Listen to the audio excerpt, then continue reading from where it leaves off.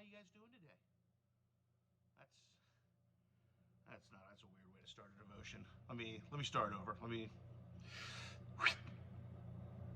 Hey, what's going on? No, nope, nope, don't like it.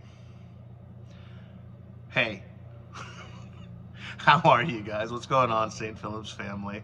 Um, I hope you guys are doing good. I hope you guys are finding ways to laugh. I hope you guys are finding ways to stay sane, be entertained. I hope you guys are drawn closer together as a family, as husbands and wives, and I just hope that ultimately you guys are drawn closer to the Lord. So hey, we have a quick devotion for you today. It's coming out of the book of Mark, and it's Mark chapter 3, starting in verse 13. Jesus went up on a mountainside and called to him those he wanted, and they came to him. He appointed 12 that they might be with him, and that he might send them out to preach and have authority to drive out demons. These are the 12 he appointed: Simon, to whom he gave the name Peter; James, son of Zebedee, and his brother John. To them he gave the name Boanerges, which means sons of thunder. Andrew, Philip, Bartholomew, Matthew, Thomas, James, son of Alphaeus, Thaddeus, Simon the Zealot, and Judas Iscariot, who betrayed him. So, at first glance, this just looks like a list of the disciples and the 12 main apostles that Jesus calls to follow him. And as I read it a couple times this morning, I found myself getting jealous. Man, like these guys were hand-picked by Jesus to go out and do good work. Hand-picked, like they were called to go out and to get it done. And Jesus gives them these new names. He nicknames some of them, and I'm like, man, that's so cool. And then I think about this, guys. I'm called. You're called.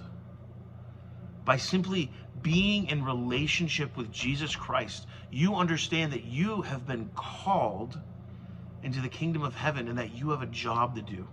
You have a role to play. It is your job, just like these 12 apostles, to go out and to preach and to tell people about who Jesus is. It's our job to go into the dark places and to help people. It's our job to shine the light of Jesus into the dark crevices of this world. We are called to do that. The same way that these guys physically heard Jesus calling them, I've heard Jesus call me. And you have also been called by Jesus.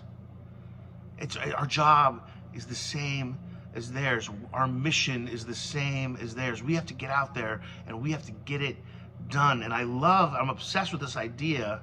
I've always thought, like, man, if it was me, would Jesus have given me a nickname?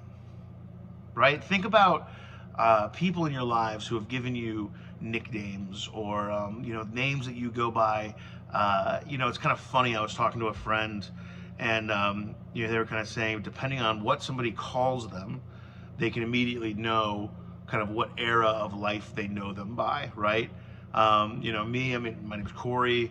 Some people call me Kory. Some people call me KG. I go by that in different circles. One of the first nicknames I ever had was the Kid, which I thought was, kind of cool. I got it when I was first working with PKF and doing Surf City and that kind of stuff. Kind of a senior staff member just kind of dubbed me the Kid. And I thought that was pretty cool. And, we've all had nicknames kind of through our lives or names that people call us. I have one really good friend who calls me Care Bear all the time. That's what it is, Care Bear. What's up, Care Bear? And it's just so interesting. But to think about what does God call you? And I was, just drawn to go to the book of Revelation, because this is what it says. This is really cool. In the book of Revelation, chapter 2, it talks about names a little bit, and it says something pretty incredible. It says this: to the one who is victorious, I will give some of the hidden manna. I will also give that person a white stone with a new name written on it, known only to the one who receives it. I will also give that person a white stone with a new name written on it, known only to the one who receives it. That's kind of incredible.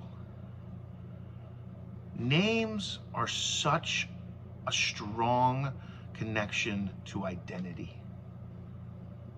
Names are such a strong connection to identity. That's why I think some people are obsessed with titles, obsessed with what they go by, or it's how they're addressed is incredibly important to them, and because it denotes identity. And I think about that, and I think, okay, if I'm called by Jesus and I have a mission, I have a purpose, then he has given me purpose and identity. If I truly am in Christ, then I find both my purpose and my identity in him. So wouldn't it make sense that once I find my true identity, Jesus can hand me my true name? Doesn't it make sense that once I understand my true identity, then it's tied up in this new name? And Jesus knows your name. He knows your name. And he is calling you. And if you haven't said yes to the call, maybe you've said yes to Jesus, but you haven't said yes to the call, I really want to encourage you to wonder, what in your life is he calling you to do? Jesus doesn't just call us to sit. He calls us to action. He calls us to purpose. And when we move into that purpose, we find our true identity. And maybe also we can find our true name. I love you guys. Praying for you, thinking a lot about you. And I can't wait to see you all on the other side. Love you. Bye.